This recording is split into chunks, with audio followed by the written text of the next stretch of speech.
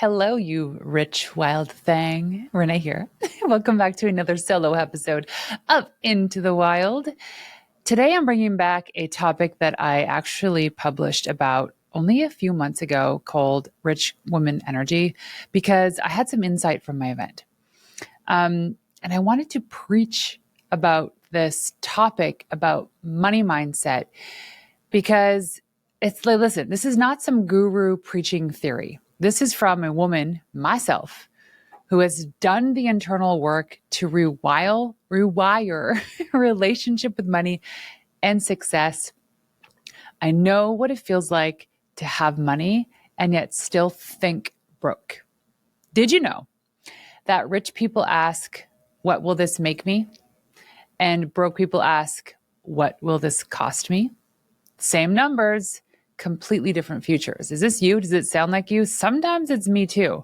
I often default finding myself going to the clearance aisle. I don't know if you do this. The clearance aisle of like HomeSense or something, like the end aisles where it's like things are on sale and things are broken and it's like those ugly, awkward things. And you're like, you don't really like it, but it's $20 for this vase that looks kind of good and maybe it can fit somewhere. So you think about it because it's only $20.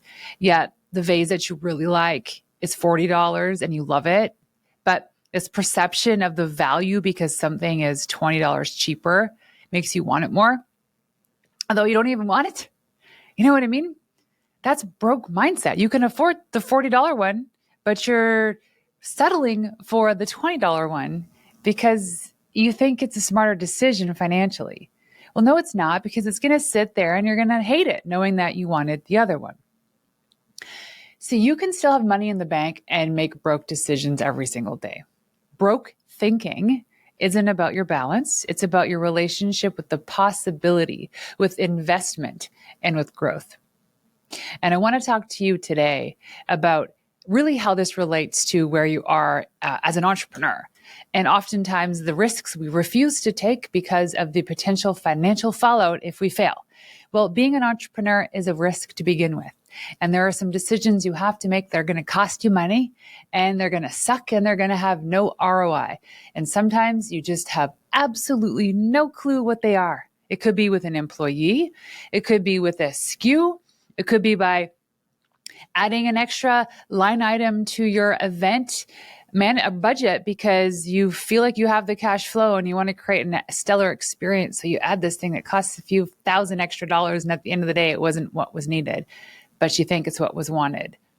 Sometimes you just don't know. And some of you may not even think that you have broke thinking. So here's where it shows up. And even here's where the broke thinking shows up, even if you have money in the bank. Here's an example. You have $50,000 in savings, but you won't spend $5,000 on a course or coaching. That could, as you know, more than likely double your income because you ask yourself, what if I need that cash? Or maybe you undercharge for your services because you're making decisions based on what you think people can afford, not what you're worth. You choose the cheapest option every time, even when the expensive option would save you months of frustration. Oh, I did this with our event. You hoard opportunities instead of sharing them because you think there's not enough to go around, right? Like those friends you make introductions to that you don't want other people to know or be friends with because you're just worried about that friendship. Same thing with opportunities and products that you could buy or services you could invest in because you're just so worried that there's not going to be enough to go around. You hoard all that stuff. Like a coach you hire, you don't want to maybe recommend one of your business besties to this coach because you would think that coach is going to take away from you if she's also investing into somebody else. So that's like the broke mindset comes up and it actually produces friction in relationships. Another place it shows up is when you feel guilty about success and you downplay your wins because part of you still thinks that money is dirty, that money is greed. And here's the broke thinking trap. You think you're being smart with your money when you're actually being scared of your money. There's a massive difference between being strategic and being paralyzed. See, broke thinking makes you the CFO of missed opportunities. So how do you rewire this? You need to start with your words, then change your decision-making process. How you think to yourself, the words you say to yourself, those little things as you're going about, you've been wanting to hire this one particular coach forever, or you want to join a membership or some community of which we are launching at the Pink Skirt Project, but you're like, gosh, that's expensive. But is it? Is it expensive based on the value you think that it's going to provide? What about the ROI it has? What about the change that it can have for you if you join a really cool community or membership or hire that coach? So let's start with the money language audit. These are words that keep you small versus words that create opportunity. So here's some examples. You say to yourself, you see this mug that you want, and you're like, I want this great water canister for my desk. I love it. It holds just the right amount of water. I love the color. I really want it, but it costs $50, which seems absurd for something that can hold water. So you say to yourself, I can't afford it. Instead of asking the question, how can I make this happen? Perfect example for the Pink Skirt Project Summit 2026.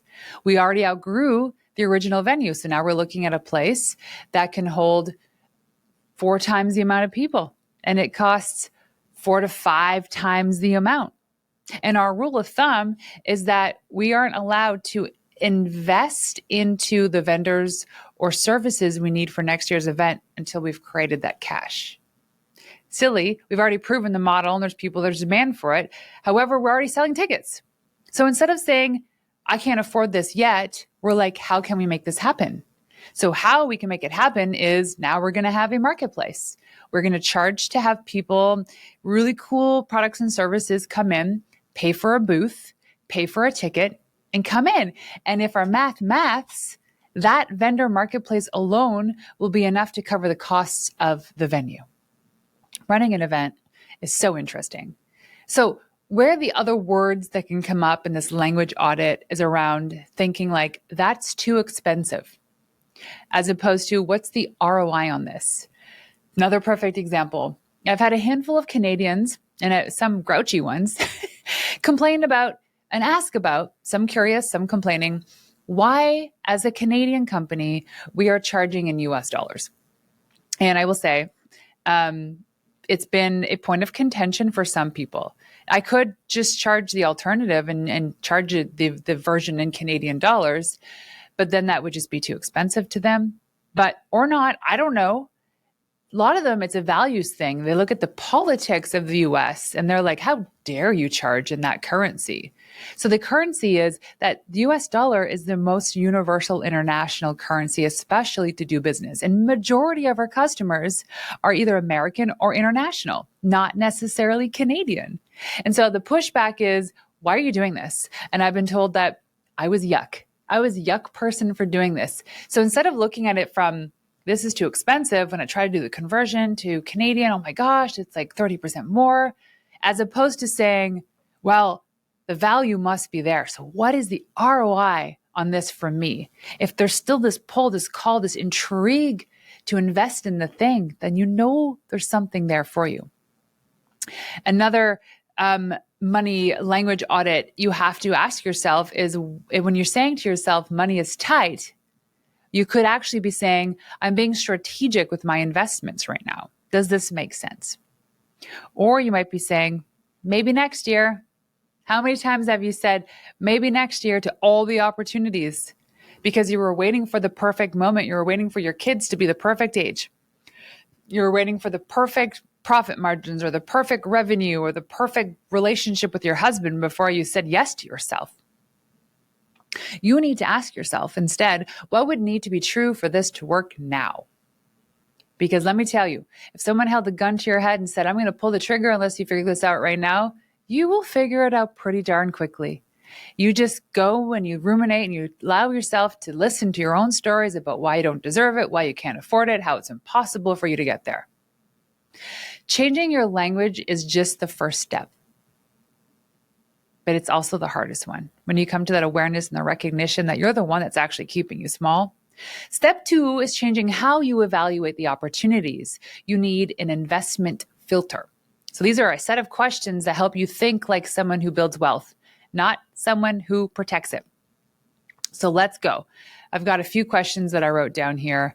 These are things like, I also want you to know why this episode is important for me to share with you is because I used to be the person who used to think, I don't want to be seen in a supercar because that level of wealth means they're greedy. That means they would have walked all over somebody in order to get ahead, which is not true. I always thought all rich people were assholes, right?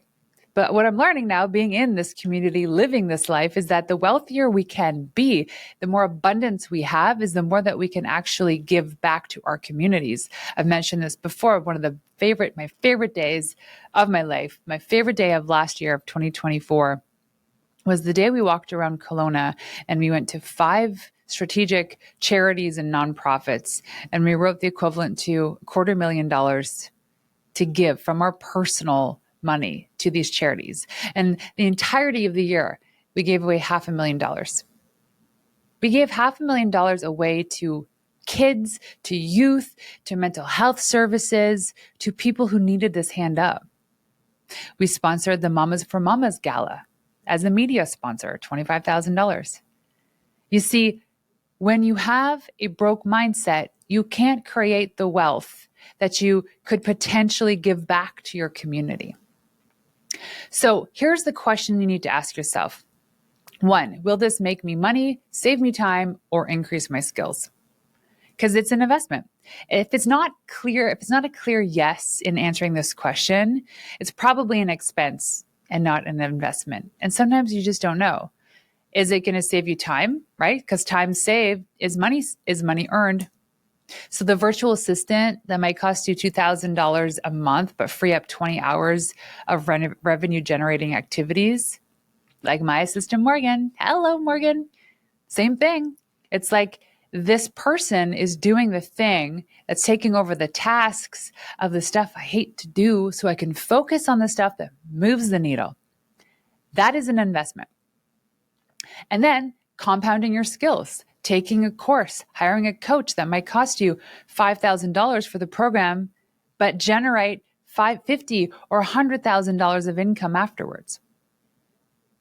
So the question number 2 to ask is, what's the cost of not doing this? You see, broke thinkers only calculate the upfront costs. This water bottle cost me $60.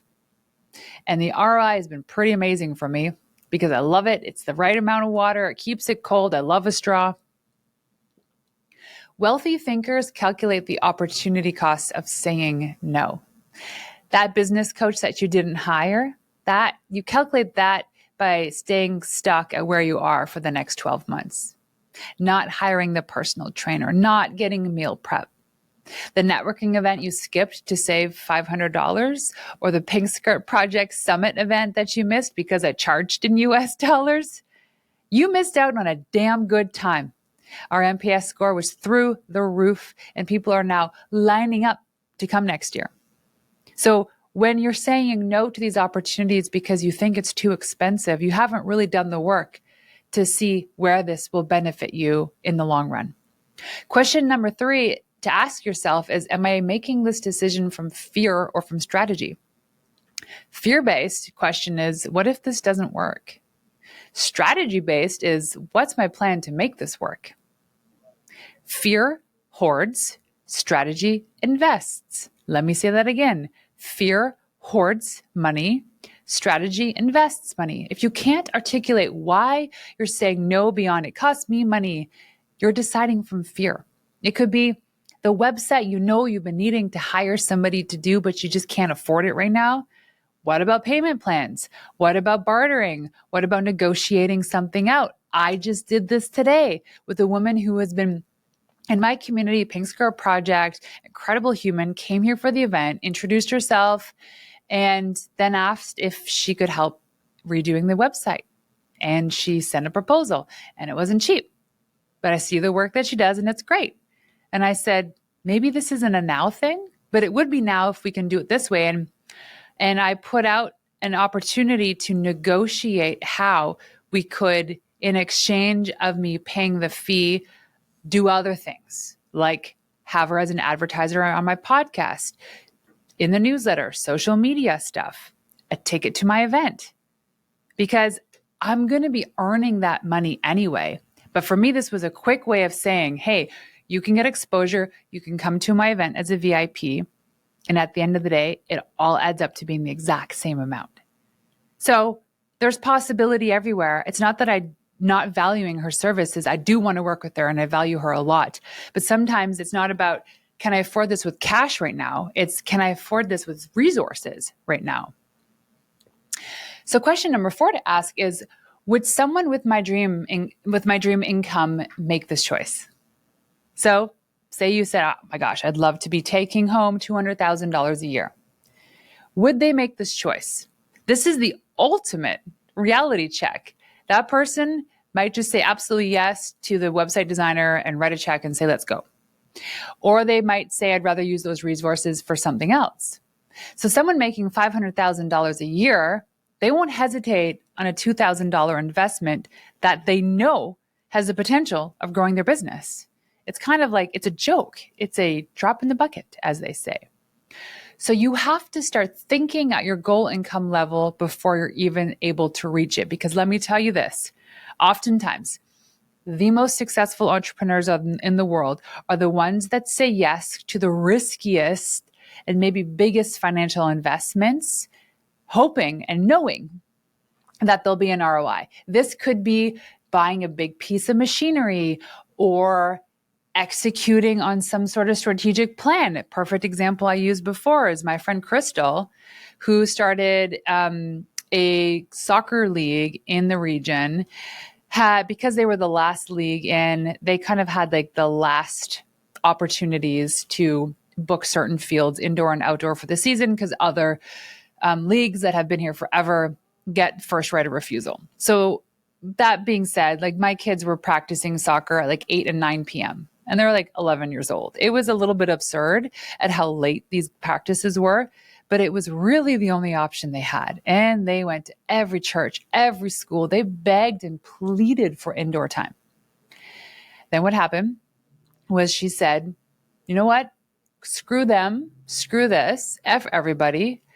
They ended up buying a facility, retrofitting it to be the ultimate indoor soccer field, and now own their schedule 24/7. My kids are at this moment currently at an indoor soccer camp for the summer there.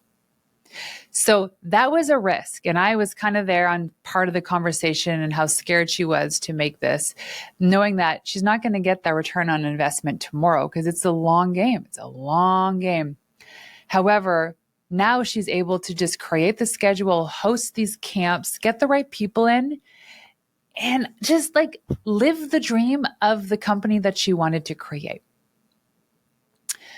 So I want to mention this again, that you have to actually start thinking at your goal income level before you've actually reached it, because you can't actually go from like A to D, without going to B to C to D. You have to think like that D player, because that's the mentality and the drive you need to actually achieve it. So last question is you need to ask yourself is, can I afford not to bet on myself?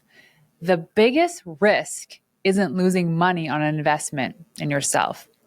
The biggest risk and the stupidest thing is staying exactly where you are because you were too scared to invest in your own growth.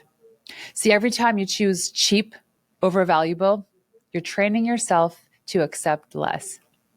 The bottom line is this: your bank account is a lagging indicator. It reflects the decisions you made with yesterday's mindset. If you want a different financial future, you need to start making decisions with tomorrow's mindset. Tomorrow's mindset today, like right now, right this second. So here's a challenge for you. I want you to pick one area where you've been thinking broke and apply that investment filter. Maybe it's the business coach you've been thinking about. Maybe it's a software that would automate your processes. Maybe it's hiring help so you can focus on revenue generating activities. Stop asking, can I afford this? And start asking, can I afford to keep thinking small? Because you can't. Remember, wealthy people aren't wealthy because they have money. They have money because they think like wealthy people first. The thinking creates the money, not the other way around. That is the abundance. That is the abundance mindset. Say, I deserve the $60 water bottle and I can afford it. You don't become abundant by accident. You become abundant by thinking abundantly, even before your bank account reflects it. So stop protecting your money and start deploying it like the CEO that you are. Pick one thing that scares you financially and do it this week. Not when your kids are older, not when you have enough saved up, not when you feel ready enough or qualified enough or your house is clean enough or you have a better car. Right now, right in this moment. Because the way to stop thinking broke is to act like the wealthy woman you're becoming before you actually feel ready for it. Wealthy women don't wait for permission from their bank account, their partners, or when they get rid of guilt, because guilt's always going to be there. They make moves that force everything else to catch up. You need to make a move today so that your money, everybody else can catch up to this mentality that you have. This is the thing that I needed to do to actually believe that I was a wealthy, abundant woman. This allowed us to be super profitable on our first event. This allowed us to build up the momentum in the community to be able to launch a membership and a Pink Skirt Society. Make the investment that makes you uncomfortable because your comfort zone is keeping you broke. Until next time, ladies, peace out.